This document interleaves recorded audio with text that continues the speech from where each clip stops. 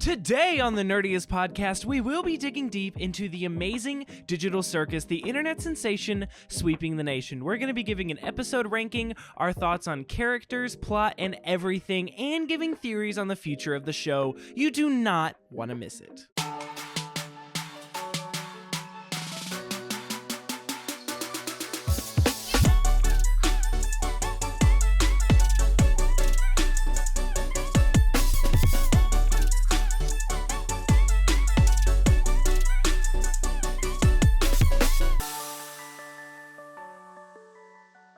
Hello and welcome to the Nerdiest Podcast, a show where nerds talk about nerdy things. As always, I'm one of your hosts, Mr. Jackson Glass, joined by the host with the most, who's always sleep deprived, my ride or die, Mr. Nick Barrett. And today, we are diving deep into the Amazing Digital Circus, which is for free on YouTube, by the way.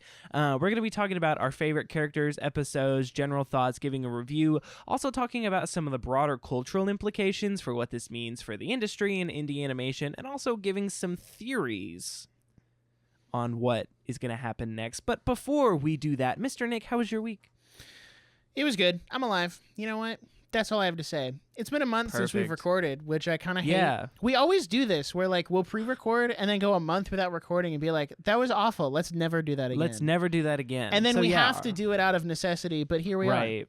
So. And then because life gets in the way, and then we just, we ball. And we've made it this far, so it really can't be too bad. We're going to hear more about Nick's week and mine in a minute. But before we do that, it's time for the ultimate Amazing Digital Circus episode ranking. We did this on our K-pop Demon Hunters episode where we ranked the soundtrack.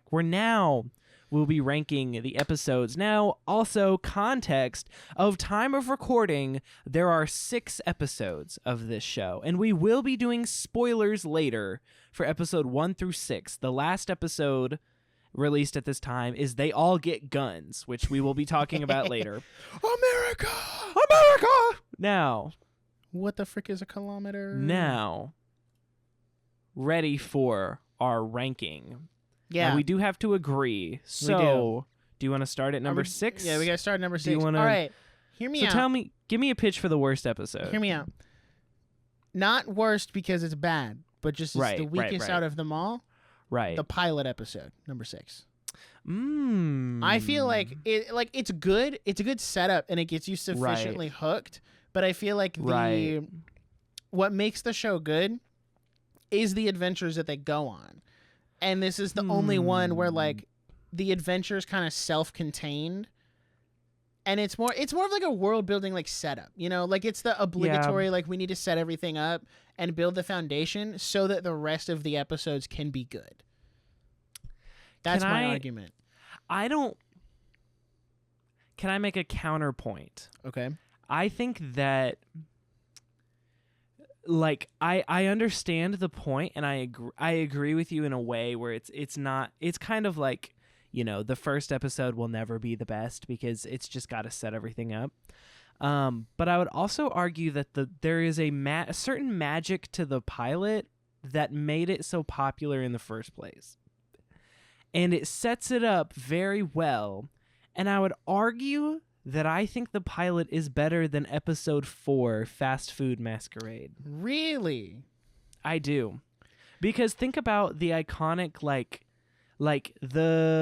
I'm going to have to Google all of these people's names because I am not going to remember any of them.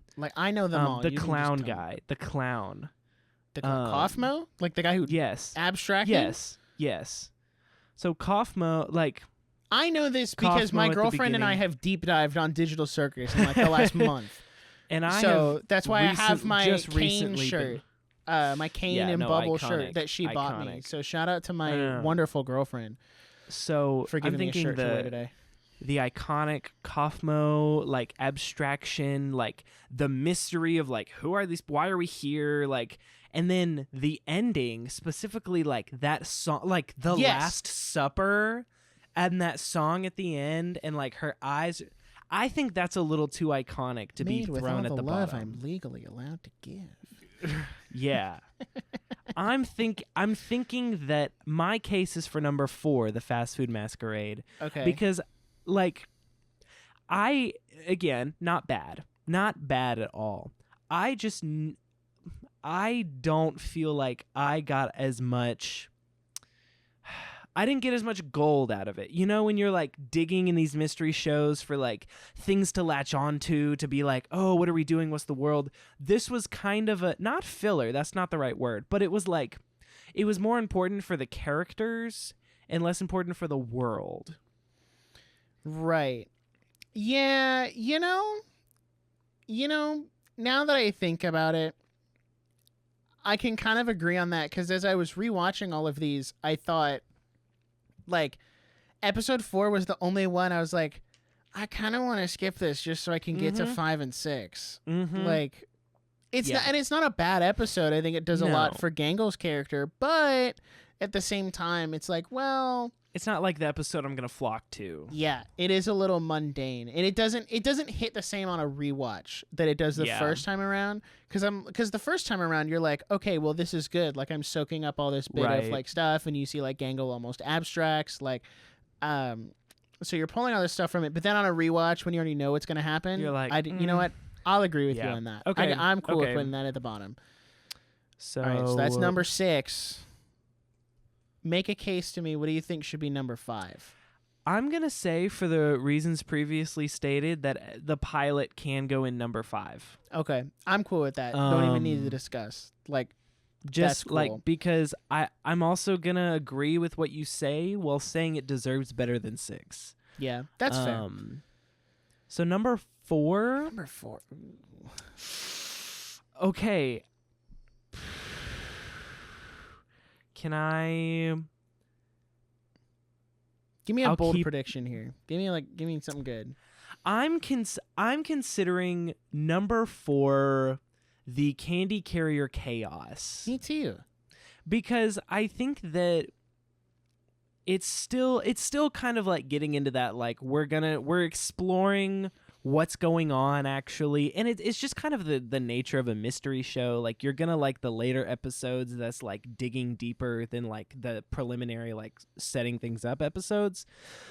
And I think that it did really great stuff with the NPC characters, and like the world is really cool, very Candy Crush, like Wreck-It Ralph type. But I think that the humor and the tone of what made this show so just such a sensation was not necessarily established yet by that point. Not in its entirety. I can agree with that. I think also, like, you're still so new. It didn't feel like they could do anything like super out Nothing there. shocking. Yeah. Right? Like, you're still trying to get people hooked. Because if you think about like the 3-episode test, right? Yeah. To give a show like 3 episodes, and if you don't like it by then, you know, you can drop it. So once you're past 3 episodes, and that's kind of what you see as we go throughout more of the show, is the ideas do get a little crazier as you go along. They do get a little more insane. They're getting that trust. Right. So I'm okay with putting episode 2 there. We'll do Candy. I think we are, well, maybe not. I feel like we might disagree. On the best? On the best one. So give me a bold, like, tell me what you think about the number 3 spot, because I'm torn between 2 options. The number 3 spot, I am also torn between 2 options. I'm torn between They All Get Guns and The Murder Mystery. Me too. Okay, good. Me too.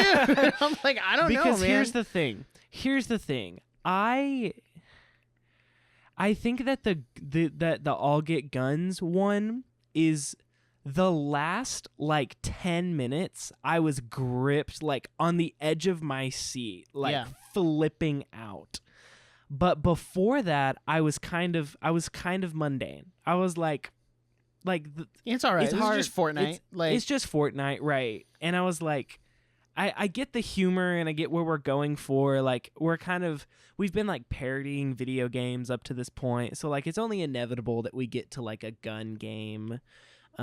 So like, I get it, but I'm also kind of like, I'm kind of meh on it. It was just kind of like an action sequence. But then once you get to the end, the character work was just crazy good. Yes, it was. That was okay. See, the problem is I actually really like episode 3. The Mystery of Mildenhall Manor. Yeah. I thought that was a shockingly good episode. I thought it was shocking. Because I feel like I was shocked. Kinger gets to be an underrated character. Yes. Throughout the entire thing. And it was interesting character pairings too. Mm-hmm, because if you look at like the Pomni's the main character, or at least what you would assume to be like the main character that we're going to follow. Right. So the fact that she's like borderline traumatized from the first 2 episodes. Right. Then and to then go into literally this gets one, sent to hell.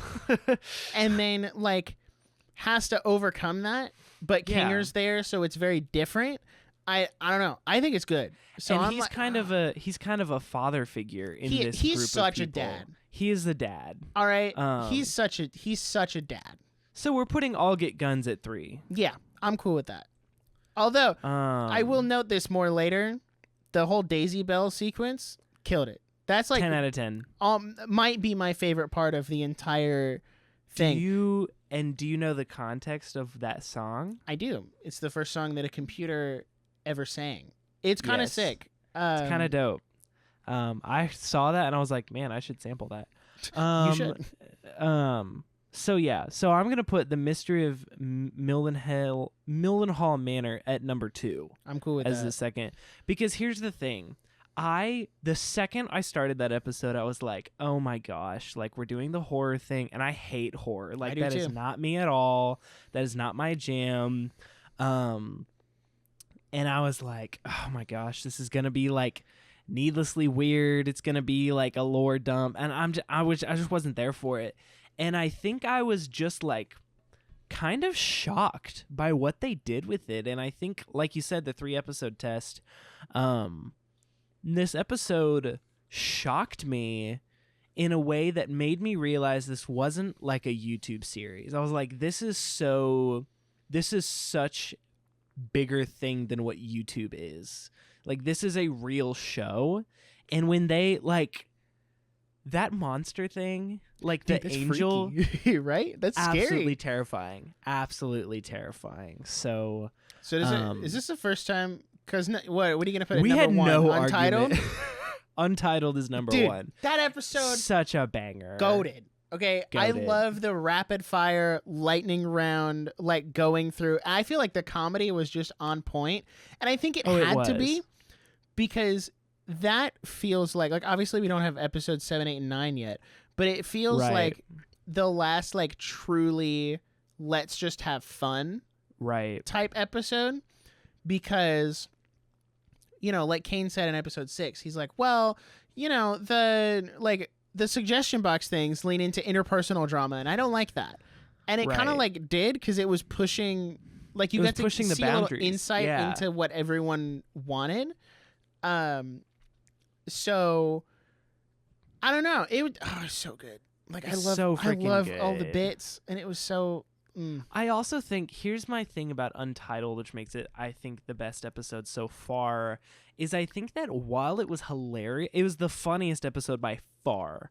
Friggin' hilarious, high speed, like the dark comedy was on point. Bubble is an icon. Like Bubble's my spirit animal. True. But I also think that within that there was so much heart that I love from this show.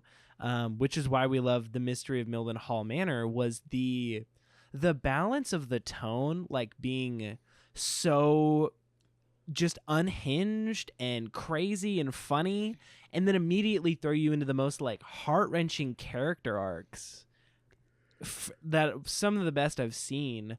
And I think Untitled, specifically in the bar, when they're in the noir bar and they get to just like talk about their lives, is so incredibly real, so incredibly human.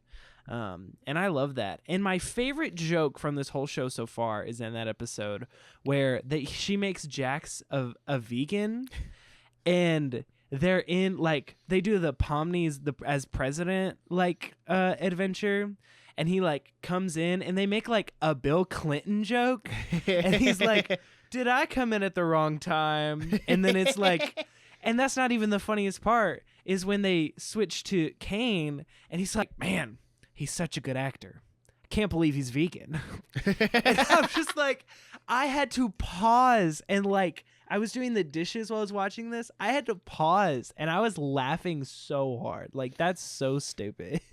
Dude, episode 5 is my favorite because it had the most moments where I had to pause the episode because I was laughing so hard. Yes. Because my form of comedy is the like perfectly cut scream, perfectly cut like whatever. So the fact that they like the disappearing guy bit got me. That is so freaking both funny. Times. Dude, because the first time national anthem. The first time in the noir scene, like it's all black and white, so you don't see the red. So you like I just thought it was a glitch. I didn't think it was intentional, but I thought it was funny. And then he comes up to do the national anthem. He's like, and here's disappearing guy to sing the national anthem. And for some reason, I thought like, oh, well, he's just going to sing the national anthem. He's like, oh, say, and then it just cuts. He disappears. And the freaking like the fact that they knew not to put a sound effect on that too. Like they knew not you just to put like do a like little reverb on the as he disappears. Just like gone. Perfect. Like they didn't need a boom, they didn't need a pop, they didn't like it's those little decisions that makes a show like this iconic, you know? It's just little things like that. So let's go over our ranking of this is our final ranking of the episodes of the Amazing Digital Circus so far. At number 6 is episode 4, Fast Food Masquerade. Number 5 is the pilot episode. Number 4 is episode 2, Candy Carrier Chaos. Number 3 is episode 6, They All Get Guns. Number 2 is episode 3, The Mystery of Mildenhead Manor. And number 1 is episode 5, Untitled. True. And true. Comment your ranking down below. We're going to have to update this list when the new episodes come out. Yes. I'll also say that we are intending to continually cover this show on the podcast. So if you want to stay up to date on the show, we will do the same, and we can all have a dialogue about it. It's going to be exciting. So with that out of the way, Mr. Nick, how was your week? My week? What do you mean, like my month? Your month? Lord have mercy. We're going to do a full deep dive into the show here in just a minute. Yeah, but we are. Mr. Nick, how are you? Stay tuned. I'm doing pretty good. It's been a week, and by week I mean month. Yeah. I'll give you a little Cliff Notes summary here. So I've gone through a lot, because this is gone through a lot. Yeah. So right after we recorded, I like went and did some stuff and found out that somehow or another, it's still a little unbeknownst to me how it happened, got ringworm on my arm. Oh, I forgot about that. Highly contagious. Totally forgot about that. But the doctor did not tell me that. Like, the doctor was like, oh, yeah, that's ringworm. I'll give you some antifungal cream and, you'll go do the thing. And I'm like, okay, cool. Get back to work. My boss is like, what is it? And I'm like, ringworm. And she's like, get out. Go home. Like, be gone. That's highly contagious. Don't get any of us sick. I'm like, oh, okay. Well, the doctor didn't tell me that. So I've been dealing with that. It's gotten a lot better. We're getting there. So went through that, and then we had Demon Slayer came out, which was so good. I went and saw it Thursday night opening at like a more local theater, which, okay. So here's what I'll say. The local theater had better prices and a reclining seat. However, there were some other things that were lacking. That didn't make it a bad experience. It didn't make the movie bad at all. But it could have been better. So then Friday night, me, some friends from church, and my girlfriend and my sister all went to see it again at the IMAX, which was a completely different experience. Twice in a week is crazy. Because, dude, the seats were shaking. Like, it was not a 4DX movie, but my seats were shaking, dog. It was crazy. All right? I'm all here for it. It was an incredible movie. I had a couple issues with it, which I did an entire live stream over on my channel, Nick with no K, and link in the description if you want to go hear me talk more about Demon Slayer a little more in depth. So I think I gave it 4 out of 5 stars on Letterboxd. Did not surpass K-pop Demon Hunters. Lower star rating than I expected from you. Yeah, but, I expected a 5-star. But I appreciate your honesty. Like, I had to be really honest about the things that detracted from it for me. So right now, K-pop Demon Hunters is still my number 1 in terms of movie ranking. So that's that about that. That's that about that. And then aside from that, what have I been doing? Scripting a lot. I scripted 2 videos in the last 2 days. Fun fact, as of time of recording, there are 14 weeks left in the year. And I have 10 long-form videos in production in progress to be out by the end of the year. So how that math is going to math, I'm not entirely sure yet. We'll see. I'm gonna I know my editor Alex he's been doing great work, but I'm gonna jump in and help him out here because that's crazy. If I don't, it's not gonna happen. And also, that's fair. I'm gonna take it as a great opportunity to learn DaVinci Resolve so that I can stop paying $260 a year for Premiere. I'm telling you guys, any video editors out there that are still shackled by Adobe, listen, there is freedom for you. I am a DaVinci missionary. You have rights. Don't let Adobe tell you don't have rights. The Constitution DaVinci says you Resolve have rights. is free. Do you know it's that? free. There's a pro version. You don't need it. If you're just editing YouTube videos, you don't need it. And even if you did get it, it's a one-time. It's a one-time. And then you're done. $300 once. It's yours. So listen. I will say, if the podcast looks a little different in the next coming episodes, he got saucy on the color grade. Is what happened. It's because I'm learning and experimenting and trying new things. The quality overall shouldn't change, hopefully, but there might be little tweaks and things that happen that. Because I'm trying to learn a new editing software. My plan is to learn the basics and the fundamentals from editing videos, and then essentially do the podcast last once I've actually figured everything out, so that there's not so much of a change. Right. So I've been doing that, and I'd like to do a quick calculation for you. Okay. On how many episodes of One Piece I've watched since the last episode. Oh my gosh. Your whole thing. I don't want to rat you out. But your whole thing about watching it, when you watched it all day, and I was like, are you? That's insane. Yeah. Okay. So when last we recorded, that was a month ago. I think I said I was midway through Thriller Bark. I think. So I'll just say Thriller Bark because I'm trying to remember where I was a month ago. So let me do some numbers here. 45 plus 26 plus 14 plus how many episodes into this arc? 68. I've watched 153 episodes in a month. Oh my gosh. I still have Stop. I think I'm on episode 490 is the next one. And the arc ends at 516.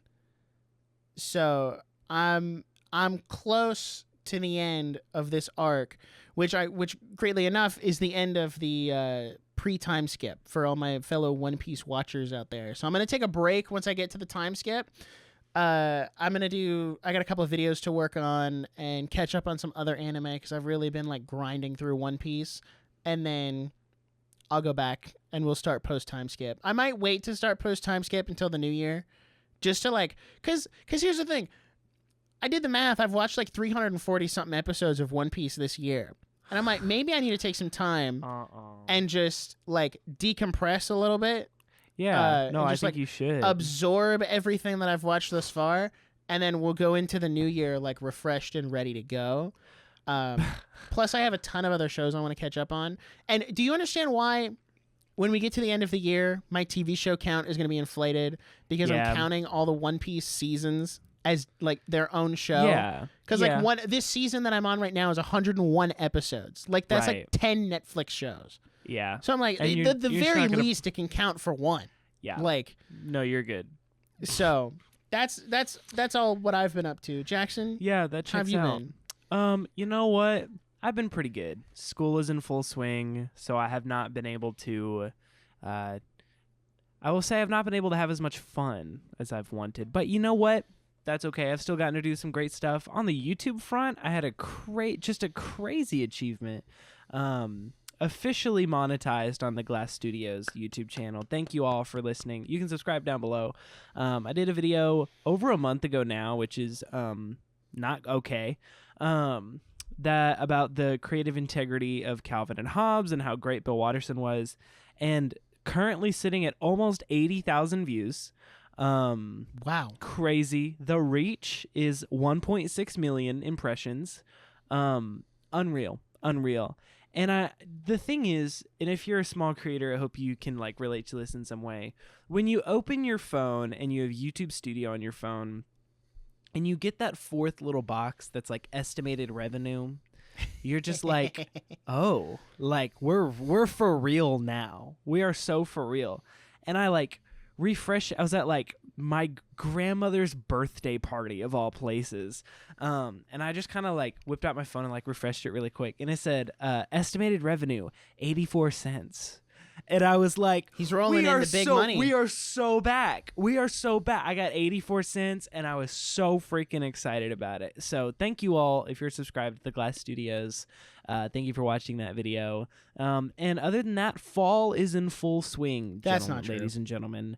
That's not true. I'm gaslighting myself into believing that fall is in full swing. One of my coworkers tried to start listening to Christmas music this week. I said, listen, man, I'm all in on Christmas music early, right? But mid-September is a little too early. That's a little tough. Like, and we live in like such a hot climate that I'm tired of being sweaty from bringing in groceries. Dog. I'm done. Me too. While I'm talking about groceries, here's what's insane about being an adult. This is ridiculous. I ordered groceries because I do the Kroger pickup because it's like you save a ton of money. Explain this to me. How was I $20 over a grocery budget and I didn't even get enough food for a week? What did I buy? I bought chicken and I don't understand, guys. I don't understand. I don't get it. Anyway, what I was talking about, fall is in full swing. We are in pumpkin spice season. And so I'm currently looking at my fall movie watch list. And it's not very long, but I want to watch The Nightmare Before Christmas. Just some fall movies that I'm thinking of. The Nightmare Before Christmas, Disney's Haunted Mansion. Oh, true. Which one? The 2023. 2023. Great. That's underrated. Knives Out, banger. Also, what I have not rewatched in forever that I'm really excited about is the Tobey Maguire Spider-Man trilogy. I have not watched those movies in like 5 years, and I'm just do not remember if I even like them or not. I remember loving them, but it's been 5 years, so I'm curious to go back. Also, it's almost time for a yearly Lord of the Rings rewatch, and so... First one married. Are you going to force Amy to watch them all? She's never seen them. Never seen them. Mm-hmm. You married her before letting her watch Lord of the Rings? Listen. Seems like a gross oversight here. She grew up in a girl household. There was not like... Oh, that's true. Now, here's a little context. She has been begging me. She's like, you need to watch the Nancy Drew movie from 2007 because she grew up in a girl household, like, right? So she's like, this movie's great. It's a mystery movie. And I said, okay, look, I will watch Nancy Drew if you watch Spider-Man. Like, if you want to watch, because she's never seen Tobey Maguire Spider-Man either, which is crazy. Dang. But I'm like, I will watch your girl movie. I will watch Nancy Drew if you watch Spider-Man. And this was our deal. And so last night we watched the 2007 Nancy Drew movie. And it was so bad. It was genuinely so bad. And like, she's been talking about this movie for almost a year. She's like, we have to watch Nancy Drew. We have to watch Nancy Drew. We have to do this. And then we turned it on, and I'm on this new streaming service, Lifehack. Go to Hoopla. You go to Hoopla, what? Which sounds fake, but it's run through your local library. So if you have a library card, you can connect your library card to Hoopla, and anytime you need a super niche movie that is like never going to be on any streaming service, it's most likely on Hoopla. Huh. It's crazy. Highly recommend. Support library your local kind of library. Underrated in the year of our Lord 2025. It does. Physical media, guys. But streaming. Anyway, so we turned it on, and she was like, "Oh no, I thought this movie was really good." She was like, "I'm so sorry." I was like, "No, I'm gonna finish it. I will not turn this movie off." Yeah, no. So now we get to watch Spider-Man, which is an actually good movie. So anyway, lots of fun stuff. Just doing schoolwork, watching some fall movies, getting ready for Thanksgiving, Christmas. This is the best time of the year. So also some big releases coming up. I'm excited to see Wicked. Cautiously optimistic for Zootopia 2. I don't have anything I'm looking forward to. Have you seen the trailer for Anaconda with Jack Black and Paul Rudd? That looks really freaking funny. Demon Slayer was the last thing I was looking forward to this year, and I'm like tapped out now. Like, all right, well, I'm just on the One Piece grind at this point. We all have our thing. You know what? Nick okay, hold on. That's not true. Nick takes a lot of Tylenol, so we don't. I am decently excited for FNAF. I will say. Oh, I forgot about that. I'm excited about FNAF. That too. My That's big thing for the rest of the year is My Hero's final season starts next weekend. Dang. 11 more episodes. Crazy. 11 more weeks of My Hero, and then it's over, and I'm going to be so sad. Just weep. Well, guys, thank you for making it to this part of the episode. We're so excited to be here talking about the Amazing Digital Circus. If you love what we do here, please. Just all the links are in the description. Give us a 5-star review. Follow us on Instagram at The Nerdiest Podcast, or on YouTube at The Nerdiest Podcast, where you can watch a video version with our mediocre faces. Whoa. We're super close to the monetization threshold on YouTube, so the best way to support us right now for free is to go subscribe on YouTube and put this video on loop while you're at work.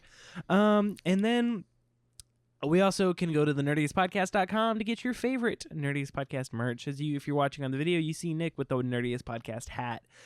We have hats, stickers, shirts, all kinds of designs. It's going to be amazing, and it's a great way to support us as an indie production here.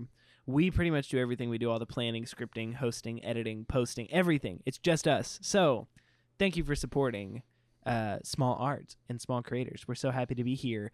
Speaking of small art, small creators, the Amazing Digital Circus, created by Gooseworks, if I'm not mistaken, and then distributed by Glitch, if I'm not mistaken. Nope, you are correct. Good job.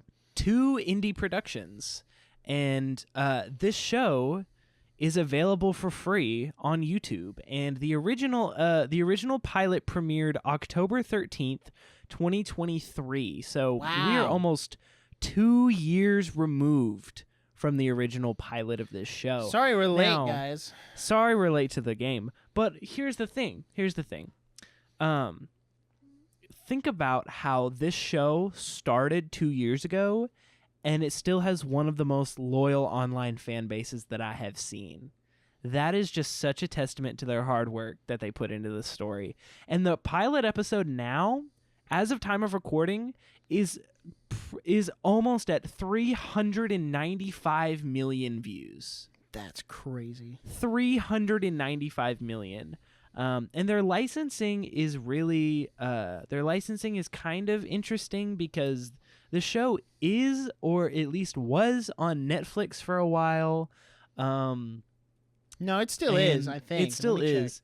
And within a week of premiering on Netflix, it reached number 4 on the Netflix top 10, which is absolutely incredible for indie animation. But I'm pretty sure that not all episodes are on Netflix. And then they had some deal with Prime. But so every episode is on YouTube. It's free. It's accessible. I highly recommend watching it. We are going to be talking about spoilers, which we already have on the ranking. I would also say this is an adult show. Yes, do not be fooled. Do not be fooled. and this will just kind of start on our first impressions. I turned this show on completely blind, and I knew it was super popular. I have a ton of friends who love it, and they were like, yeah, it's really great. No one warned me that this was a horror. It like actually disturbed me for a long part of this show. And you know what? I've been thinking about this entire time. You know what I learned from this show is if you, the viewer and Nick, if you love The Amazing Digital Circus, you will love Severance. This show parallels Severance in a crazy way. There is so many parallels. So, if you like Amazing Digital Circus, you would love Severance. It's not as funny. Amazing Digital Circus is funnier. Yeah. But yeah, in that context, I mean, this is one of the most successful YouTube projects in history, and for good reason. So please give me some of your first impressions, some of your general thoughts. So I had heard about this show. Would you like to go episode by episode, or would you like to just... You know, I think we'll do general impressions, and then we can kind of go from there. Yeah. So I had heard about this show way back, I think like 2024 was the first time I'd heard about it. I don't remember which episode had just dropped. Mm-hmm. It was like February 2024. It might have been the second or third one. And there were a lot, I think it was the second one. There were a lot of memes circling around, and I was like, you know, should I watch this? Like, this is kind of interesting. Like, I had thrown around the idea of doing a podcast episode back then, but there just wasn't enough out because there was only 2 episodes. So I kind of let it fall to the wayside and like whatever. And then I saw a lot of the memes from episode 6, and I was like, you know what? Before all of this gets spoiled, I'm just going to watch it. So sat down with my girlfriend and we watched it, which, side tangent, by the way, I never understood, like, before we started dating, I never understood why, like, you would be like, oh, let me ask Amy if she wants to watch this, and then we'll watch it. And now I'm like, every time I have to watch something, I'm like, hey, do you want to watch this with me? Because like, I gotta watch it anyway, so we might as well do it together. So that's just a side, like, you get it. I didn't know that's what's gonna happen. Do you get it now? So yep. Yeah. But we watched through it. I was a little shocked. Like, I thought I was going to like it. It's kind of offensive. I was kind of like, I love, wacky humor, like that kind of stuff. Right. And I didn't think I was going to like it as much as I did. Because the first episode, like I said earlier, is really good. But it wasn't until, I think, episode 3 that I was like really actually sold on it as a concept and as a show. And, I started like, oh, I love that joke. Oh, I love this character. Oh, I love that. Like, you really start getting into it. And then we got to episode 5 and I was like, wow, that was incredible. Like, I was crying, laughing. That was great.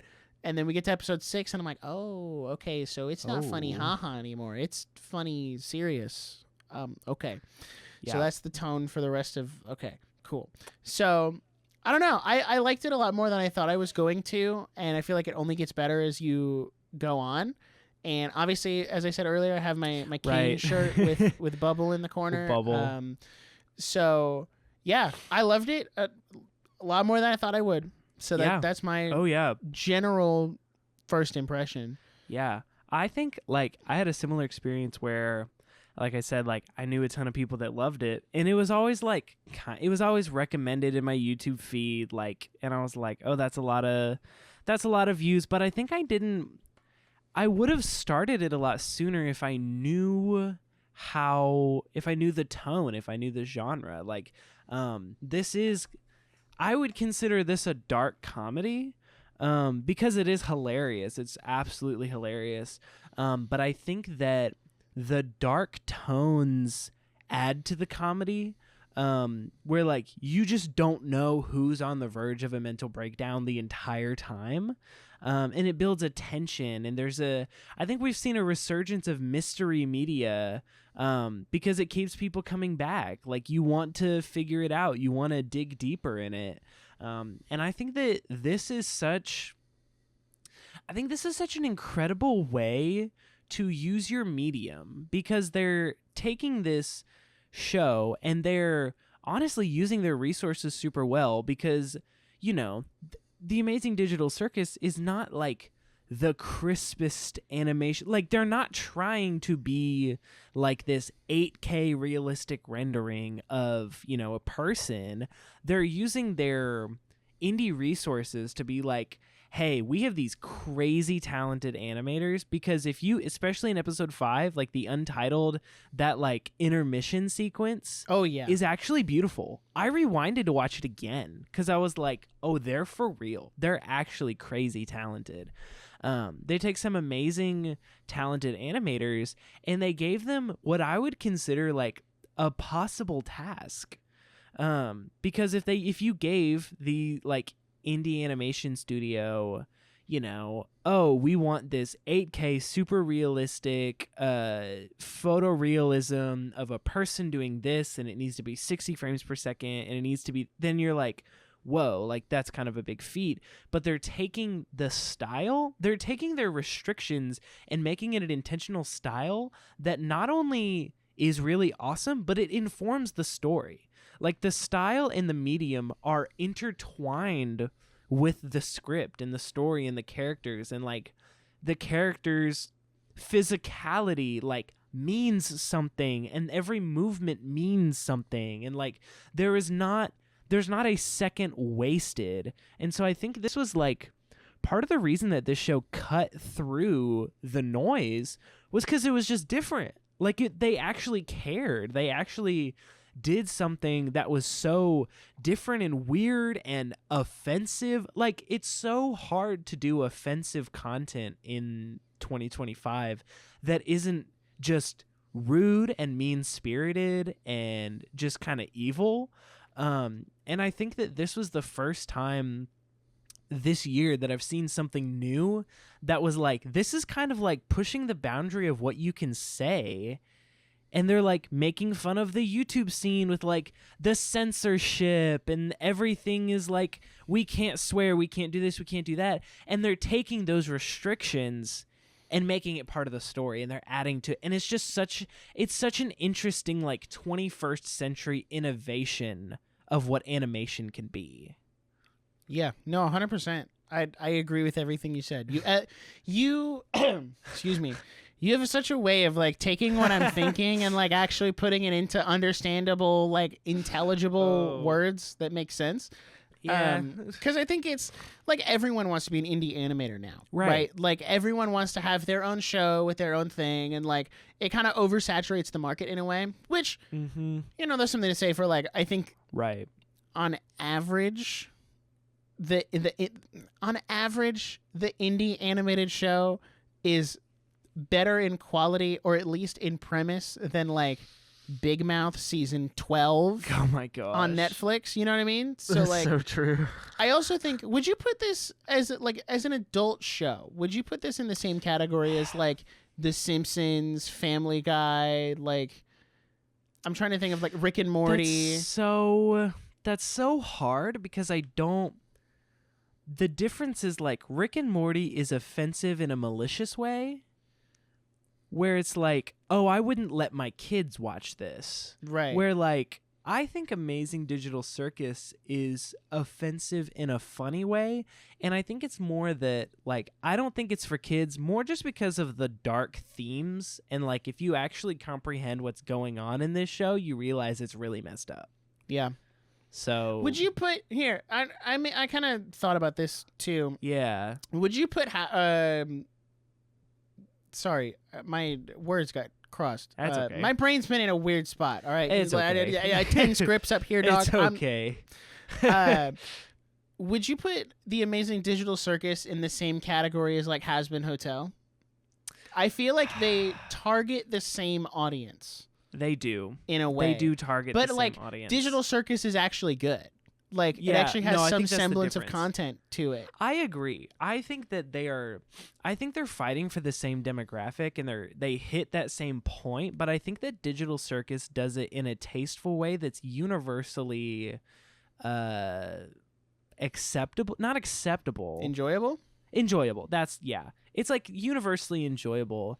And I saw I was doing some research, like watching a few YouTube videos about it, and someone was talking about how they were like, Digital Circus blew up because it's touching this topic of like feeling stuck in a box, feeling trapped, but like you're on this crazy roller coaster that you can't escape from, like, and that's something that like Gen Z audiences have been feeling for the last like 5-6 years, and no other big companies have been tuned in enough to tap into what it actually feels like. Right. And so these people that are on the ground floor are actually making compelling stories that we can relate to.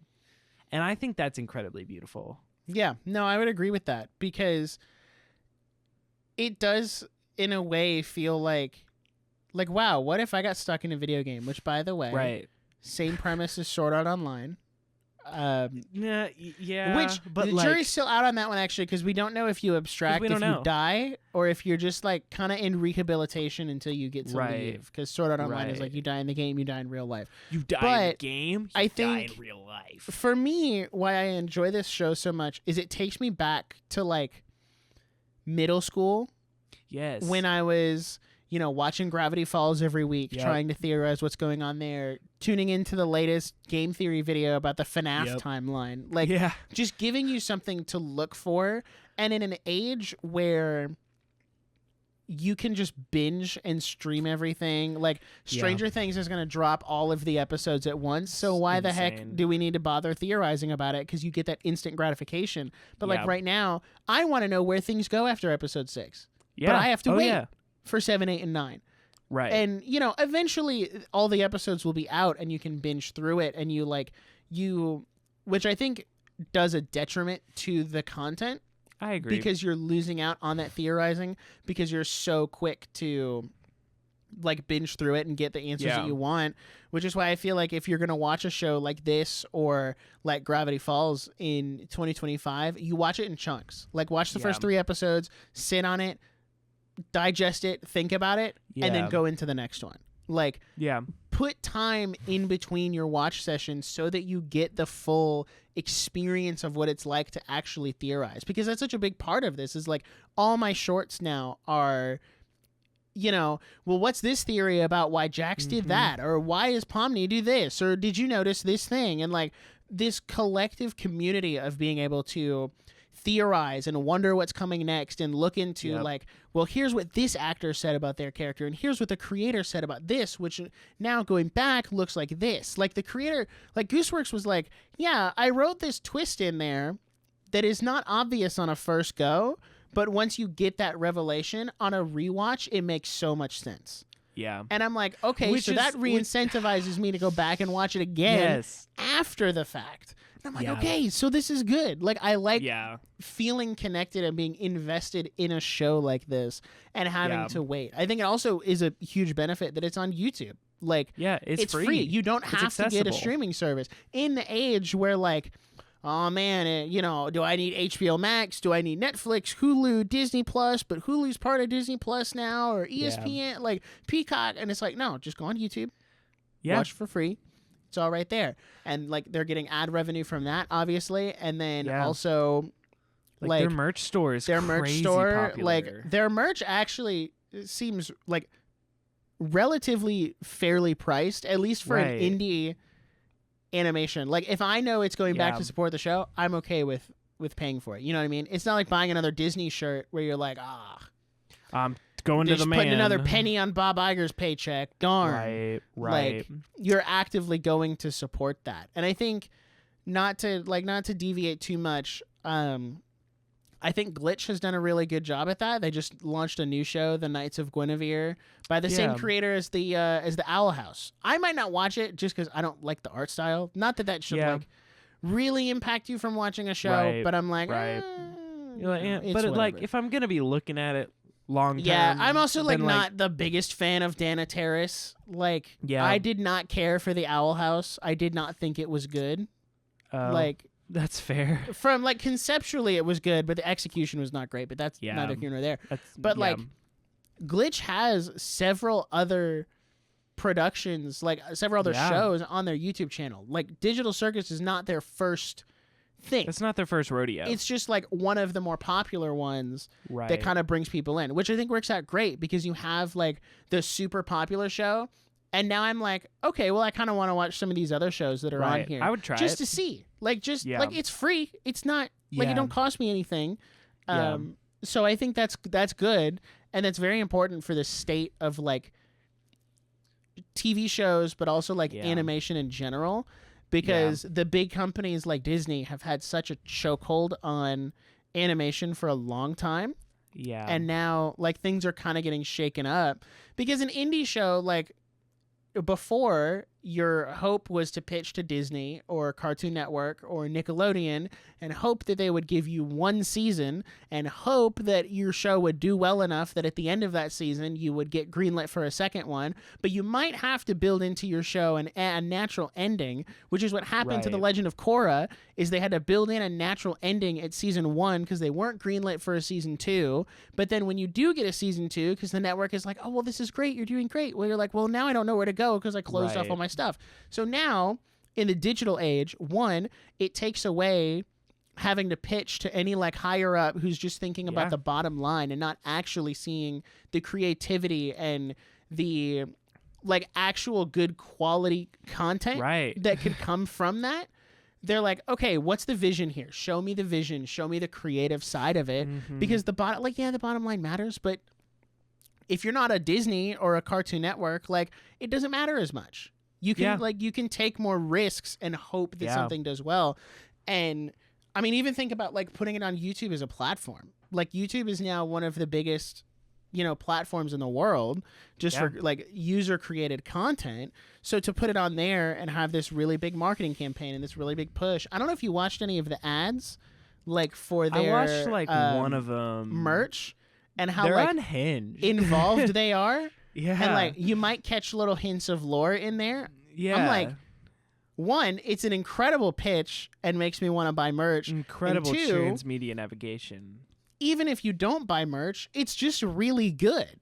Right. Like, it's just funny. So I like what they're doing. I'll probably end up watching some of their other shows on there and report back. But like it's so interesting to compare like this to like Has Been Hotel is the only other thing I can think of in recent time that would be comparable. And you look at how do I want to word this delicately? Digital Circus seems to have retained its creative integrity where I don't think Has Been Hotel did. Because back in 2019, I watched the pilot for Has Been Hotel, right? I gave it a fair shot. For better or for worse, I gave it a glowing review. I thought it was interesting. It had all of this intrigue, set up a really interesting premise. Like right. But then you look at what it's become now. They added all of this stuff to it that I think kind of kills the original vision and kind of sells out the creative integrity. Even just like actors from the pilot that did not come back for the main show. Like they kind of swapped out these lesser known actors for Keith David and like a bunch of other people. Like what's the guy's name? Jeremy Jordan. That's the name I was thinking of. Like all these people who like are well known because they went to Amazon Prime and like Amazon Prime started funding it. Which good for them on getting funding, but like what happened? Yeah. Like we looked up the cast list for Digital Circus the other night, and I think 3 out of the 6 people have either done minimal work or this is their first role. Yeah. And the other 3 were Lizzie Freeman, who's Pomni, Sean Chiplock, I think that's his name. Sean Chiplock. I'm looking at it now. Kinger, and then who was the other one? Why can't I remember? I mean, there was a third one who was like, who had done stuff. I mean, Lizzie Freeman has done a lot of English dub anime stuff for anime. You know what Sean Chiplock's in? What? That you would know him from? Oh gosh, what? He was Rivali in Breath of the Wild. Oh my gosh, that's crazy. Yeah. Like What a resume. 10 out of 10 resume, TBH. Yeah. So like even like That's you cool. can pull your bigger actors like that, but even then he's not they're Jeremy Jordan. big time in the the anime dubbing sphere. But then to give other actors a chance in smaller indie stuff, like you got to start somewhere. Yeah. Like, and you see all these animators who are like, look at all these cuts I did on Digital Circus, and they're so cool and innovative and like all this stuff, and like this is how you springboard new talent into the animation sphere, and that's what we need. Is the same people have been making the same thing. People complain all the time about the Cal Arts Beanmouth style. That like Steven Universe, Star vs. the Forces of Evil, Gumball, like not like 10, like a ton of different Disney animated shows. Think about Luca Turning Red, Elio, like they have that same style, and because they're all being made by the same people, right? Like the same people who all went to college together. And, they got a job and then got their friends a job and then they got their friends a job, which, that's networking. That's how the entertainment industry works. But they don't try. They don't experiment. This is something we've complained about with Disney for a long time, is that they don't experiment. They don't get out there or try anything. Whereas this is like, Glitch will come up to you and be like, hey, you want to experiment? You want to try something? Like, Digital Circus is only 9 episodes, but that's Gooseworks' decision. That wasn't Disney saying, you get 9 episodes and you have to fit everything in. Right. There. That was, this is the amount of episodes I need to tell the story that I want to tell with these characters, and then I'm done. And I will move on to the next project. Because I feel like this could very easily be like 24 episodes. Like, you could have given me 24, 25 episodes of this, and I would have been like, yeah, that's justified. That's right. We need that. But to say, like, we need 9 is such efficient storytelling. And that's so humble. That's such a humble move to be like, we don't need more than 9. We're going to give you what you need, and that's it. And you don't need more. I think what's interesting... No, go ahead. Because this, like, I'll just say this real quick. Yeah, you're good. Format of going on these generated adventures by Kane is kind of like an evergreen idea. Right. Like, as long as you have a new idea for a new adventure, this could go on for seasons. And I think episodic. If it was in the hands of Disney, it would. Yeah. Especially given how popular it is. And that's how you end up with shows like Ninjago that have long run its course and should have been done a long time ago. But because it keeps making money, the creators are kind of forced to either keep going or to step off and let someone else do it, and they move on to the next thing. So that's all I was going to say. And that's so interesting because I think that the episodic format of Digital Circus is nothing new. It's actually a return to form. Like, animation used to primarily be, your Gravity Falls, even if there's an overarching storyline, Ninjago, Gravity Falls, like those shows were 20-ish minutes, 22, 24, and every episode was a different adventure. It was a different goal. It was a different mission. It was this and that. And so to do this in a YouTube format is like super radical because we're like, oh my gosh, it's episodic, but it's on YouTube. Like, YouTube isn't episodic. YouTube doesn't do that. And so it's like, wow, it's revolutionary. But then it's also like, well, no, this is what TV was intended to be. We've just lost the episodicness in our limited series era, which is just absolute bull. But like, what I was also going to say was like, do you think that shows like this and like places like Gooseworks and Glitch and stuff, do you think this opens up YouTube for more high quality, like TV quality content? Because I think it's interesting.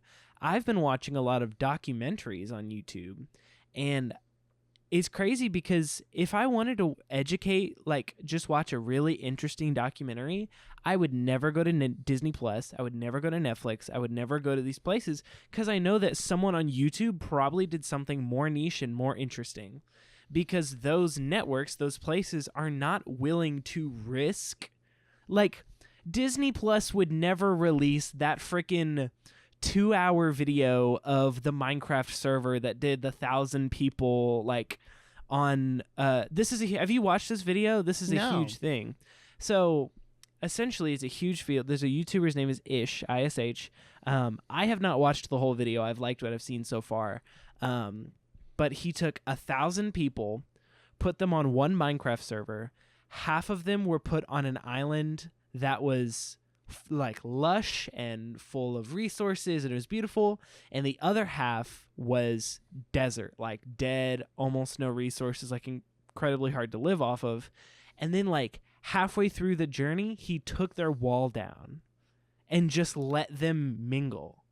And it's 2 hours long, and it's being regarded, like Ludwig did a thing about it. Like my entire family's engrossed with it. Like everyone at work, like my adult coworkers are like, I wish it was 3 hours long. Like it was just incredible. Like it's being regarded as one of the best YouTube videos ever made just because the story that came out of this Minecraft world was insane. That would never go to Disney Plus, ever. That would never, because they wouldn't take the risk on it. And so fun fact, not to side tangent. Let me hear. Did you see Disney Plus is putting user-generated content on there now? I did. And you know who they stole that from? Amazon Prime. They did. Because Amazon Prime has their like Prime Direct They video. had Prime Video Direct, and you could submit your content because they knew that user-generated content was the future of their platform because places like YouTube were taking over. Yes, they needed like some other thing. Yep. I also think about the I don't know if you ever watched it. If you haven't, you should, and to the audience you should. It's an incredible video. It's 4 hours long, but it dives into in such deep complexity that I appreciate so much. The Galactic Star Cruiser, the Star Wars Hotel. You were going to talk about That's the Star such Wars a good Hotel. video. Would never end up on Netflix. Would never end up on YouTube. Nope. Never end up on HBO Max because it's too long and it's too niche. Yeah. For a company like that to see the broad, appeal. Mm-hmm. But it's like so good. Like I don't watch documentaries, right? I hate anything that's like longer than 2 hours because I'm like, oh, okay, whatever. Right. But dude, I would sit and like watch a chapter because she broke it up into chapter. I'd like watch a chapter, and then whenever I could again, I would watch another chapter. Yeah. Like I was so hooked. You were I think clocked YouTube in at the locked-in factory. Opens up this avenue for new content, and I think Digital Circus fits in very well. So here's another interesting question. Do you feel like there is a social construct of the viewing experience on YouTube feels like less of a commitment? Ooh. Like you would never go to Netflix and say, oh, a 4-hour documentary, I'll just watch it in chunks. But on YouTube, it's so accessible and it's so normal to just leave and come back. Do you think that that is part of the avenue that leads people more there? It could be. I think it's a mindset thing. Because I don't care how much user-generated content gets on Disney Plus. I'd rather watch it on YouTube. Right. And I think it's more about like YouTube is free. So you don't feel the need to like be as not be as invested, but like you can kind of have a little more hands-off, like laid-back approach because you're not paying for it. Even if you're paying for premium, right? Like oh, excuse me. You don't have to worry about that. Whereas with Netflix or Disney Plus, you're like, okay, I'm paying for this. I need to be like locked in, zoomed in on the content I'm watching. Yeah. I also think it's different because if you're going to Netflix, you're watching a TV show or a movie or something. Like you're really like trying to stay locked in and focused. Mm-hmm. Whereas a YouTube video, I mean, you can watch that while you're eating. Like it's super chill. You can listen to it when you're in the shower, cleaning your car, like whatever.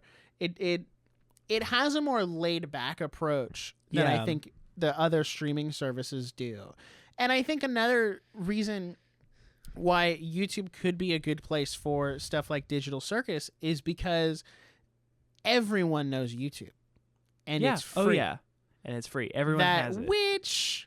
That accessibility is absolutely incredible. I don't know. I've used YouTube on a logged out browser, and it's the ads tough. are a little ridiculous. So it does seem tough. like they're trying to like subtly push everyone to premium while finding the balance of like keeping it free. But here's the thing. I don't think people are opposed to paying for streaming. I think if you make it worth their while, they'll pay for it. That's literally what I told you in the car as I was driving home today. Like, I would never, like, Crunchyroll is the only streaming service that I feel like I could ever pay for. and like be justified.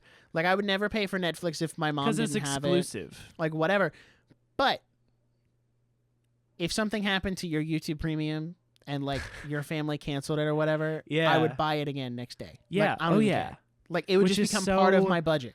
Which is so funny because like lore dump, in 2020, my dad had COVID really bad. It was tough. He was bedridden, and he was like, he's like, I just turned on the TV and nothing on Netflix looked good. And he was like, so I was watching YouTube. Like if I was at a point where it's like, I'm exhausted, I just want to turn something on.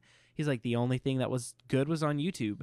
And he was like, that was the day he got YouTube Premium. And we've been a YouTube Premium family for the last almost 6 years. And there's such a good value add to YouTube Premium because you can download stuff, you can set the queue, you get access to YouTube Music included. So like if you have Spotify and you didn't want to pay whatever Spotify or Apple Music or whatever, you just get in YouTube Music. Like, so there's such a, like, it feels like a good value add, even just in the even just in ad free. Yeah. Oh yeah. Like, so my question is, so now through that discussion, through that lens, my question is, do you think that all of those factors is going to encourage more small productions to just put things on YouTube? Yes. I think it will. I think YouTube is also the most user-friendly to, and I say this because I've researched like putting my content on Rumble, or Odyssey is the other one that like they're really trying, like they're trying to get off the ground. And I might put my content there just like, because for starters, like the anime niche is already not there. Like just in terms of content, but the Christian anime niche is also so like small. So it's really easy to get in on the ground floor and be like the trusted content creator on that platform. Yeah. But that being said, YouTube I think is just one, it has the brand recognition, like everyone knows YouTube. Like everyone knows YouTube, but also it's the easiest to get monetized on if you're doing something like this. Yeah. Like if you put the Digital Circus pilot on an unmonetized, unsubscribed to channel and it did the exact same, you're monetized day one. Right. Like, oh yeah. End of discussion. You're 300 something, like almost 400 million views. You're monetized. Like they're like, off of the first episode. We see the value in this, so we want to compensate you for adding that value to our platform. And so I just think that part of the reason people are so obsessed with this is we're like, oh, this is possible. Like it feels so possible. Yeah. Like I was like, we could do that. Like we could make a show and we could put it on YouTube. And there's almost like this false hope that's like, oh, like, are we like, because if I did this, I know we'd get 25 views and, you know, the reach would be like 200, you know, but like, I'm so glad that Digital Circus was not lost in the noise, because it very well could have been just one of those YouTube things that got 100,000 views and then we moved on. Yeah. Like, I think it deserves so much more than that. And so even reeling it back into the content itself, we kind of went on a tangent there. Yeah, it's okay. If you're listening to this show, you know that we're not, you know that we will never stay on topic ever. No. Do you have a favorite character of Kane. this show? Kane. He's on my shirt. Listen. The Kane crash outs are incredible to me. Because, like, I quote them on the daily.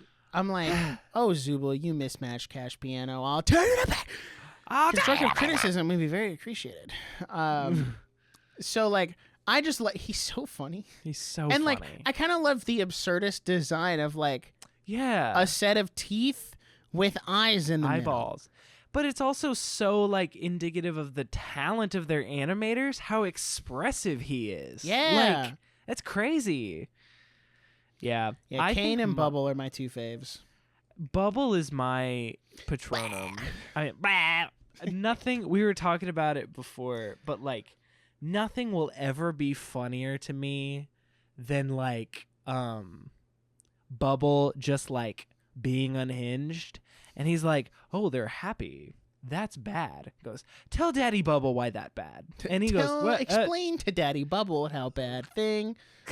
And then he's like, don't don't do that. Don't say that.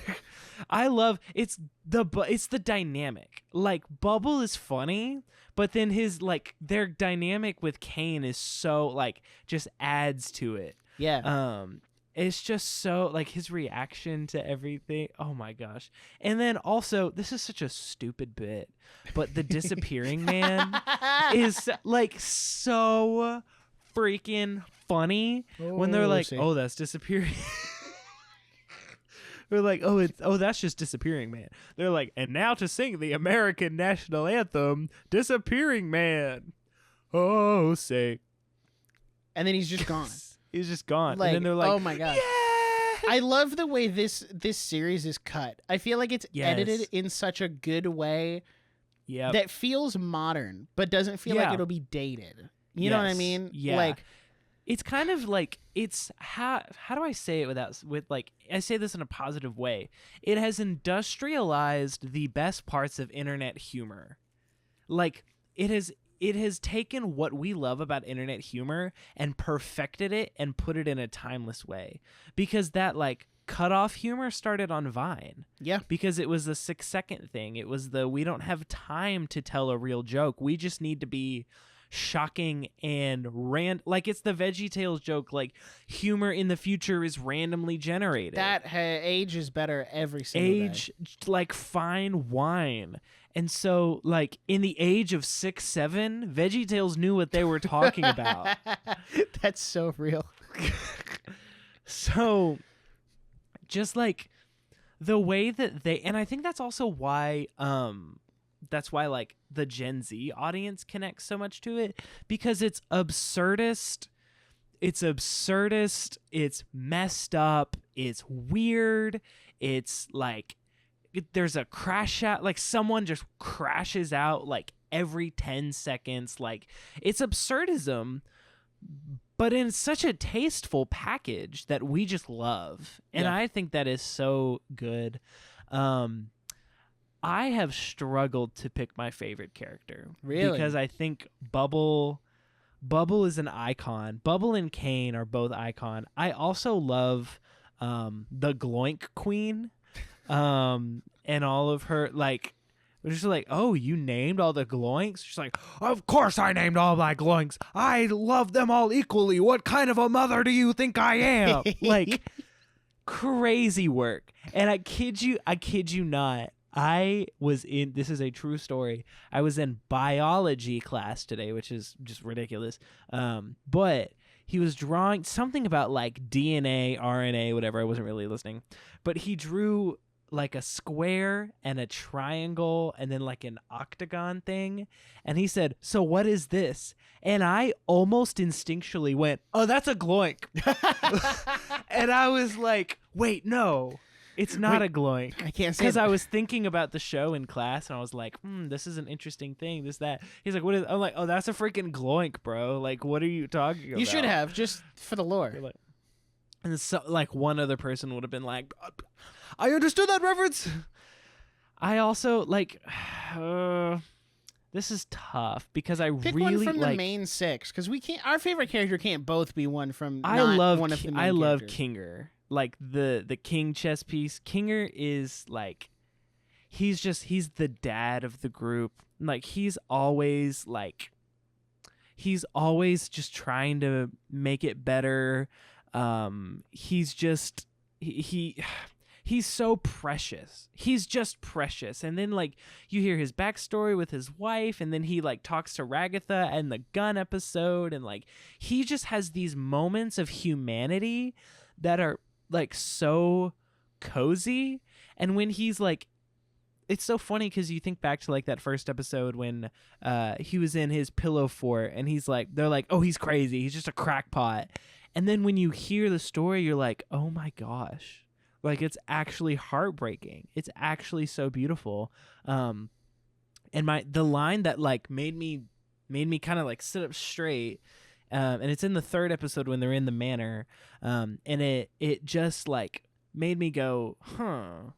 And it made me realize that this show was way more than it is on the surface, is when they're in the manor and he goes, "Man, 10 years of computer science for this." and then they just move on.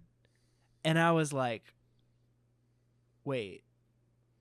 Or like on the fast food episode when Ragatha's like, oh, I miss my horses. And then we just move on. And I'm like, wait, copy? Like, go back. Hold on. Wait a minute. Wait a minute. Something ain't right. So I think that tell me what you think about this. Like, because I like Severance is one of my favorite shows of all time. And that show is a slow burn. You do not learn like what's happening in Severance until like season 2 episode, like the last like you don't know. It is such a slow burn. But then I see this show and I'm like, I don't even have a theory. Like we're given like all of these nuggets of gold that I can't even piece together. Like I don't even have a theory of what's going on. Yeah, you kind of gotta. I was gonna say, like, if I had to pick a favorite before we move to theorizing here, if I had to pick a favorite character, that's not Kane as part of the main six, probably Jax. Right. He's just Jax like unhinged, and you can tell he's like hiding something a little deeper, like burying that trauma down. So I think that's my favorite.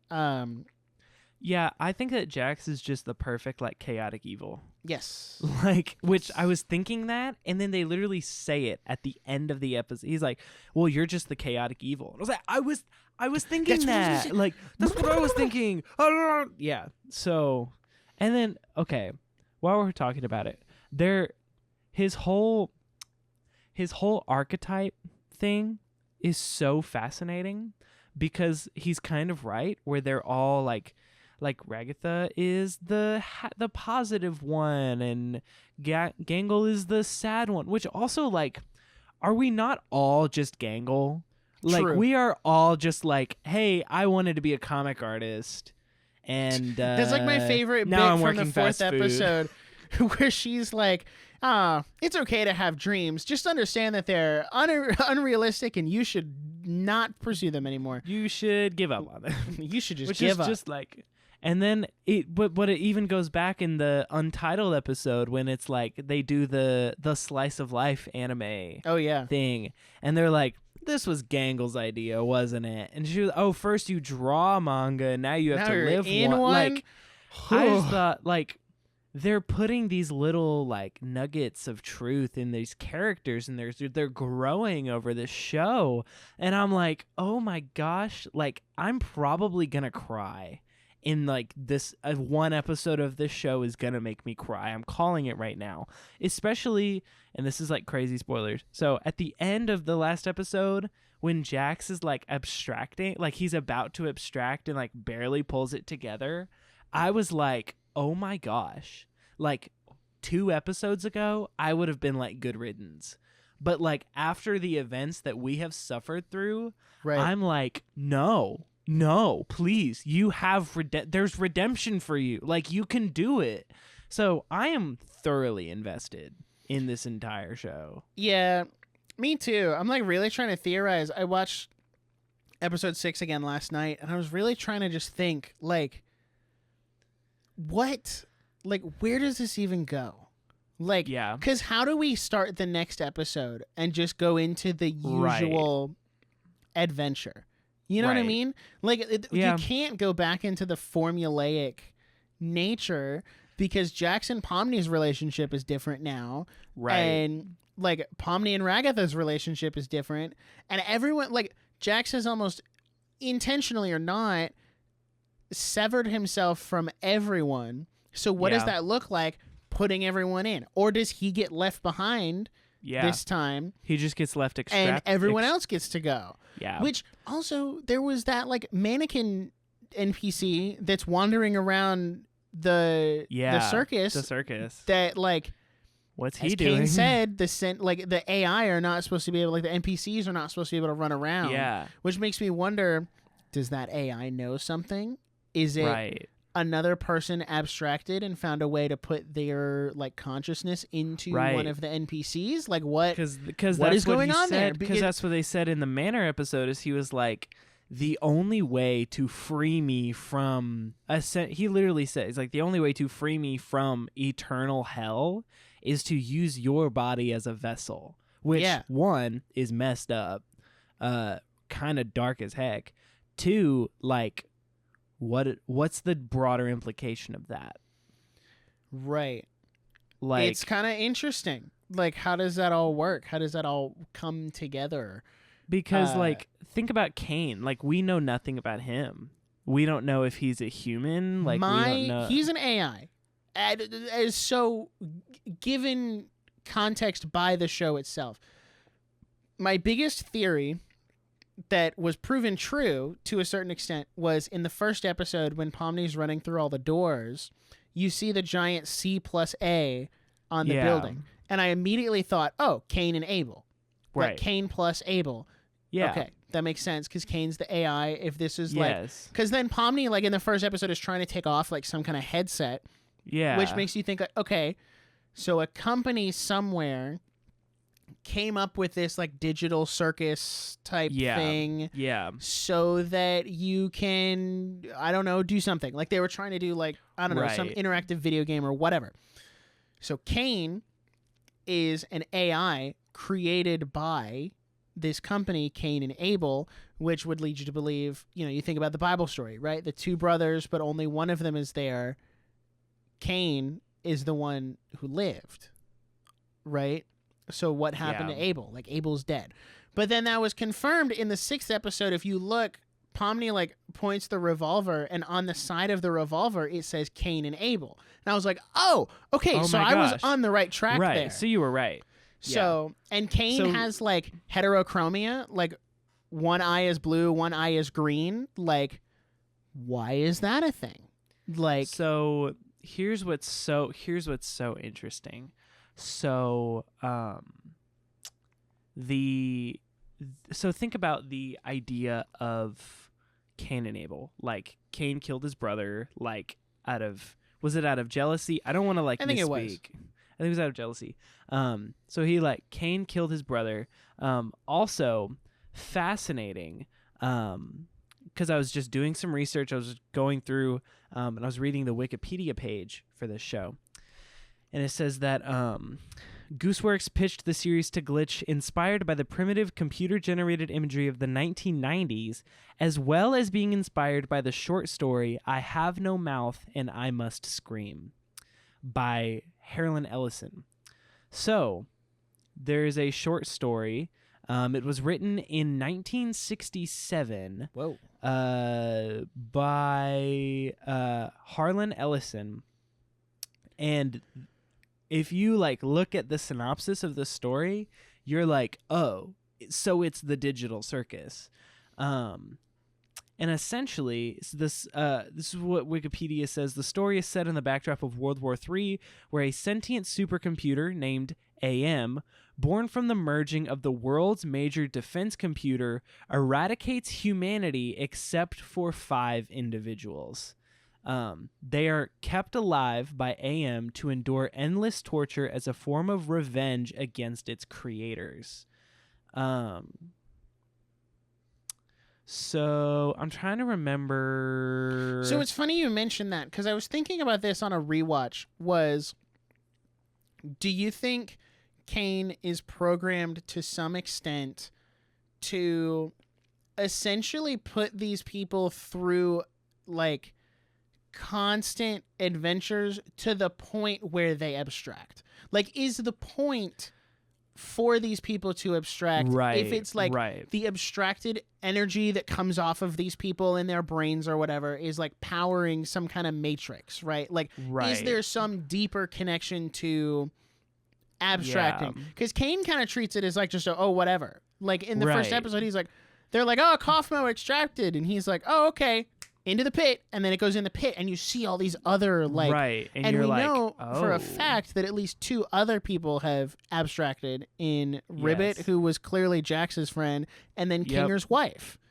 So at the start of the series, we're already up at 3 at the very least, but there's other doors there too, and I think there's 1 or 2 more doors that also have the X on them, so we could be up to like 4 or 5. Yeah. Assuming that's all the rooms, and that the rooms don't eventually get repurposed for people down the line. Right. So that was just a thought I had, was like, is there more to the abstraction than just like, oh, you went a little insane and now you're mentally unstable, so like, we're going to put you in the hold so that you kind of chill out.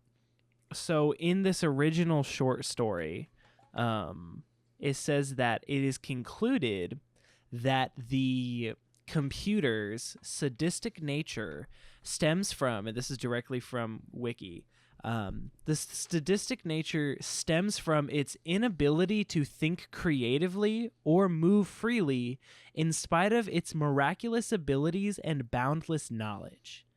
So essentially, it has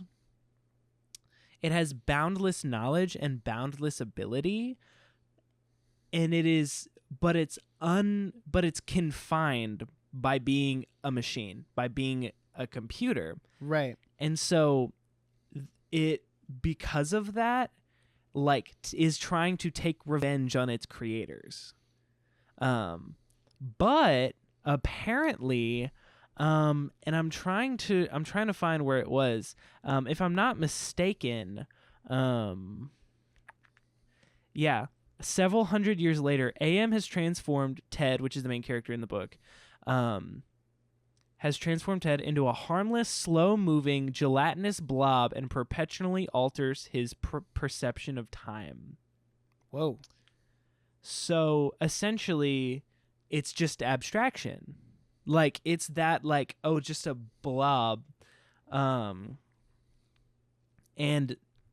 the story ends. Now, this story, like, I don't think I would read this story. It looks, like, incredibly dark, way darker than the show would ever be. But it says that the story ends with the main character being a blob, and says that, and that's the end, is that he has no mouth, yet he must scream. Which would match the abstraction, because the abstracts don't have anything other than eyes. Yes. So all they can do is see, consume, and destroy. Yep. Not, like, they can't create anymore. So that's another angle, is like, is the design to entrap these people and turn them into something like Cain, which is interesting because, like, it makes you wonder, can Cain truly create? Like, the adventures he comes up with, can he create those? Or are they pre-built, pre-programmed things that he's just tapping into that he thinks he's creating? Because if you're going off of Cain and Abel was a person that created Cain, I think there is a scenario, just based on the biblical imagery and the source material that this show is inspired off of. I think there's a scenario where Cain, like, the original person that created it, was in a way, like, killed by Cain, by the machine. So even though Cain is an AI, like, Abel, who was a person, was somehow, like, killed by Cain. Right. Like, maybe this person, like, the creator is Abel, who then wanted Cain as some form of, like, companionship. Right? Yes. Like that, and then put himself in the digital circus and then got killed. And there's other theories of, like, the company has long been shut down, because we don't know how long, like, Kinger's been Other there, Ragatha has been there, like, Jax has been there. You can kind of piece it together based on the bar episode and what they talk about. Because Pomni talks about, like, going into these old buildings and, like, doing YouTube and stuff. And, like, Jax knows what a YouTuber is, but, like, Kinger doesn't have a super overt reaction to it. So maybe he's been in there longer than a YouTuber, like, has been a thing. So it's kind of interesting just to, like, think about the theories and how that pulls together. Do you have, like, a favorite theory? Like a crackpot theory? Here's what's interesting. As I continue on this context journey, I Have No Mouth and I Must Scream was adapted into a computer game in 1995. Whoa. Yeah. And in the computer game version, there are 5. It's the 5 characters, and you get to choose one. You get to play. And it says, after all 5 humans have overcome their fatal flaws through the adventures in the game, they all return, pondering what went wrong. And with help of the other 2 supercomputers, one of the 5 humans is translated into binary and faces an as yet unexperienced cyberspace template, the world of the thing's mind, the computer's mind. So my theory is, if we are going off of source material, there will be one character that is essentially a sacrifice. It's Kinger, 100%. And I think it's Kanger. I really do. Because of that, but also because of like the throwaway 10 years of computer science. Like, who would know computers? There's also he says somewhere, I don't remember where, but he says somewhere that like he didn't I don't remember which episode it was, but he's like, I didn't like bugs before, or like I didn't like insects before, but then my wife, like I started doing that with my wife, which leads you to believe that like maybe him and his wife were bug testers for this game. Right. Were bugs. And different kind of bug. They're like, they were meant to collect and like look at bugs and get all the kinks out, and then she just like abstracted because they got stuck or whatever.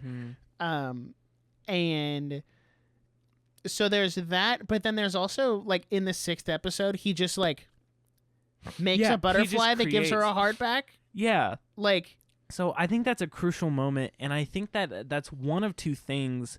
It's either that Kinger is actually like, Kinger might be able, you know? He might be like one of the creators, one of the programmers, he has the knowledge, he like has been there a long time, he's older, he seems to be more powerful than others, and he just can't remember things. Like, that's really odd. He is a key piece in this. Either that or either that or they all have that much power. They all have more control than they think. They just don't know how to utilize it, or they're not utilizing it. Because that's kind of what he said in that episode when Ragatha was like, well, how'd you do that? He's like, I don't know, I just made it up. And she kind of looks like, huh. Okay. So maybe the solution is that, like, maybe the way they beat this is just by believing they can, which, like, that doesn't I don't know if that's a cop-out ending or not. Right. But like, also think about, we haven't touched the void, air quote, the void, since like episode 1. We haven't gone anywhere outside the tent. Yeah. Because like there was the amusement park area and there's the like other stuff even just around the tent. Like, but we haven't gone there. Yeah. Like, what's the point? Like, so I think these last 3 episodes will go there. I think they're going to be banger. Because you don't just set that stuff up and then never go there again. Yeah, you know especially what I mean? A show like this. Because even Kane is like, we don't go to the void because I don't really know what's out here. I don't know what's out there. Like, yeah. So I don't know. I think Kinger is an integral part of what happens next, I think. I'm also wondering if they want to do the character arc thing where Jax is their sacrifice and he kind of like overcomes himself to like be the sacrifice. There's also like there is a lot of biblical imagery in this show. The final shot of the first episode is a parody of the Last Supper. Not a parody, but it's a parallel of the Last Supper. Right. They literally go to a version of hell in this movie. They fight a biblically accurate angel like that. Like they do. The Cain and Abel thing. Like, I don't know where that's coming from. But I think it's super interesting when like really huge mainstream media like has these biblical references that we're like pulling from, and I'm like, yeah, it's the ultimate story. Like, the Bible is the ultimate story. And we're just pulling from, and even like the idea of we need one character to be the ultimate sacrifice so that the rest of them can live in a free way. Hey, that's Jesus. Yep. Like Jesus was that ultimate sacrifice so that, we can live free lives. Like, and I just think that's so interesting. This show like taps on that in such a subtle way that I don't assume was intentional, but like clearly was, based on how strongly it influences the narrative. So I don't know. I think I listened to a couple crackpot theories, but most of them have been disproven since these latest episodes have come out. A lot of people said that one of them is an evil AI that's like plant. Essentially, one of them's an industry plant. Oh. And a lot of people said it was Jax. No. And I was like, no. I don't believe that. But then, like, the latest episode gave him so much humanity that I think that we've kind of abandoned that theory by this point. I think my favorite crackpot theory that I'm kind of here for is that, and I don't know how this works. I don't know how it works in lore. Yeah. But it's that Pomni and Ribbit are the same person who has somehow gotten re-dumped after. Because here's the thing.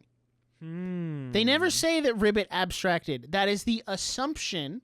Yeah. Because there's the X over the door, and we see the same X with Kaufmo and Queenie, which is Kinger's wife, and they both abstracted. So the assumption is that they abstracted. But it makes me wonder, because they say, like, when you get in the digital circus, like, there's certain things you can't remember. Like, you can't remember your own name. Like, you can kind of remember aspects of your life before you got there. Yeah. But you can't remember everything, which makes me wonder if, like, Ribbit abstracted, and then through some intervention of a different, like, maybe this is Abel. Abel is a different AI that came in and intervened and was like, okay, Kane's getting a little out of control. Like, yeah. I'm going to wipe your memory, and you're going to go back in and do it again, but don't abstract this time. So that one's interesting. I don't know if I buy into that. I think it also stems more from one of Pomni's original designs was to be a frog. Yeah. And then also there's a lot of similarities between Gooseworks put out like a character sheet for Ribbit with different facial expressions and stuff, and they almost every single one of them matches the exact same expressions that Pomni does. Yeah. Like, so much so that it's almost like they're already the same person just from a model standpoint. Yeah. And it makes you wonder, I see the vision. I've heard that theory, but with Kaufmo, because they're both jester, like, clowns. Oh. And how, like, she was not just accidentally thrown in there, but was like, she was somehow a replacement for him. Okay, wait. Hear me out. Yeah. Hear me out. Let me hear it. Pomni is the industry plant. I've heard that one too. Pomni and I'm like, is Abel, right? That is put in there as the industry plant and is meant to, like, kind of bring things back around. Yeah. You know what I'm saying? You see the vision? I see the vision, but I'm also like, isn't she the one, like, looking for the exit and questioning and, like... Yeah, but I feel like she's stirring up a lot. You let the sentient AI run its course. And, like, if it's built in enough, like, to have enough humanity, if it's coded to act like a human, that's what it would know to do in that moment. I don't know. But I think also, all of them have a little too much humanity to be a plant. I agree. I also think about frickin' Kane and how he has the two colored eyes. He also had that one moment in episode 2 where he was like, well, if we can't tell what's a human and what's an AI, like, who knows what would happen? Things would like, get he really freaks confusing. out. Would get really confusing, which makes me wonder, like, what if he is Cain and Abel? Oh, like the same. I thought that I had that thought too, just based on the heterochromia. of like he has. What if he's two AI merged together? Right. So he could be, but he because he looks at the picture of the office in that one, like the last episode where he just stares at it like weirdly for a few seconds. And then there's the little logo in the back of the picture that's the CA. Yeah. So I also thought this was a tiny little detail, and it may mean nothing, but did you watch the postie at the end of episode 6? I don't think so. Okay, so there's a post-credit scene where Kane pulls out the voting tab for the favorite character was. He's like, well, let's see how many people voted for me, and he has none because he listed himself with the other 6 characters, which would put you at 7. Yeah. Which is interesting that as the person running the award show, he would put himself in there. Yeah. Which makes me wonder, maybe Kane isn't an AI, but is a person who's been in there so long, he just forgot. Or is like one of the developers, right? Or like maybe, Kane and Abel are brothers who made the game and then got merged, like their consciousness got merged together. And because it's so entangled onto this AI that they would have created, that kind of creates the amalgamation of Kane. And he doesn't really know, like he thinks he's an AI because that's what the original model was programmed to do. Yeah. But there's still like that, there's that back and forth. But he does this glitch at the end. Yes, I just watched it, where like one eye is blue and the other one is red, which does not match the heterochromia that he has, which I thought was weird. Yeah. Because it almost emphasizes the red and the blue. Yeah. Instead of the red and the green. Yeah. And I'm like, huh. That's weird, because the blue eye turns blue, but the green eye turns red. And I'm like, maybe that's such a nothing burger detail. Yeah. But like, that's why I love this show, because it could be a nothing burger. Right. Or it could be like the most substantial thing ever. The next 3 episodes. Like, you don't know. Right. It was interesting because I was watching, there was a film theory video that came out like 10 days ago talking about Digital Circus. It was super interesting. But he came to the conclusion where he said, honestly, I think that because we're trying to figure out like what's the twist, what's the game, like what's the big twist, and he came to the conclusion. He said, I don't think there is one. He's like, maybe this is just a show that has really great character work and it's a character study about people trapped in a video game. He's like, maybe that's it. And I just disagree. I really disagree. Yeah, no, this show does not. More. It does not lend itself to just being a nothing burger at the end of it. Yeah, and I also because the creator herself is encouraging people to theorize about it. Right. And you don't encourage people to theorize if there is no twist. Right. If there's nothing to theorize, which is so interesting. They recently said on a live stream. This was also in the film theory video. The animators were talking about, they were like, oh, they said the next episode is going to piss a lot of people off. Yes, I did hear about that. They said this episode will piss off a certain type of fan. I think they said it was Jax fans, right? I don't know. I remember seeing someone clarified somewhere. Maybe it was Jax's voice actor was like, yeah, he's going to make a lot of people mad. And I'm like, oh, yeah. No. What I does don't that know. mean? So I'm like, I'm kind of at a loss. I think that, and this is kind of cheating because this is just how like every story kind of works. My theory is that either Jax or Kinger is going to be the sacrifice to get them out of there. I think he's going to be the sacrifice, and I think that Kane is a weird amalgamation, like weird combo of Cain and Abel that came together, and so he has like a good side, but he also has a bad side, but he's super glitchy, and that's my theory. But also, I could see a scenario where they're like, he's just a crazy AI. Like, it's not that deep. Like, he's just a crazy AI that is super lonely and has gone too far, and you know what? He just wants people to like his creation, but he doesn't have a soul. He doesn't have the humanity to understand how to relate what to they these actually people. want. Yeah, how to relate to these people.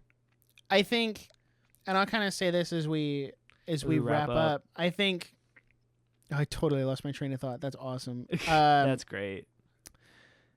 Yeah, no, it's gone. Like that. Yeah, I had a really good point, and then it was just gone. All right. Well, so do you want to give like a set, like this is what I think is going to happen that we could come back to later? Yeah. So I think I remember what it was now, and it'll tie into my thing here. I think one of the main cast is going to abstract between now and episode 9. And it might be the next episode, and maybe that's the thing that like makes everyone mad. Right. Is Jax like bullies Gangle into abstracting, and then doesn't feel bad about it because that's what like Pomni asked him like, "What would you do if I abstracted tomorrow?" And he's like, "I'd move on." Like nothing ever happened. So that makes me wonder, like, is something going to happen to one of the other characters? So if I had to like kind of put a concrete thing down instead of staying vague, I think episode 7 is going to feel a little awkward. Yeah. But I think we're going to learn a lot more about Jax's backstory and why he does what he does, because that feels like the next natural conclusion. Yeah. To come from episode 6, because I don't think narratively, I don't think you could wait much longer. I mean, you could, but that's just me. I don't think you should. So I think we'll learn more about Jax, and then he's gonna do something that's gonna make people mad. And he's gonna do it not because he wants to, but because Pomni has seen this other side of it, like the actual side of him, and he's gonna have to do something because she's gonna bring it up to everyone else, and he's gonna have to do something to justify his archetype. Yes, to justify his archetype and essentially not blow his own cover. And that'll be episode 7. Sense. And then whatever happens in episode 7 is going to cliffhanger great into episode 8. And I think episode 8 is when you run into someone abstracting. Yeah. Because there's always 2 ways a show can go. When you get down to like the final episodes, is the 8th episode could be the conclusion, and then the 9th is like an epilogue type, or you need 8 and a majority of 9 to wrap up, and then like the last 10 minutes of 9 is an epilogue type show. Yeah. So I think someone abstracts in episode 8, and then episode 9 serves halvesies because the episodes are getting longer. They are. Like that episode was 33 minutes. I think they're going to get a little longer. For episode 9. I think episode 9 will be pushing 45 minutes. I think so. So I think the last like 10 minutes of episode 9 could be an epilogue. So do you think we're going to get to see them as humans outside the... I have thought about that because I'm like, do I want to? Because I'm like, will I feel cheated? It's kind of like the Beauty and the Beast thing where he like turns back into the prince, and I'm like, oh, I think go back to the Beast. I liked you better as a cartoon rabbit, actually. Because I'm kind of like, does it ruin the magic? Does it ruin... Because...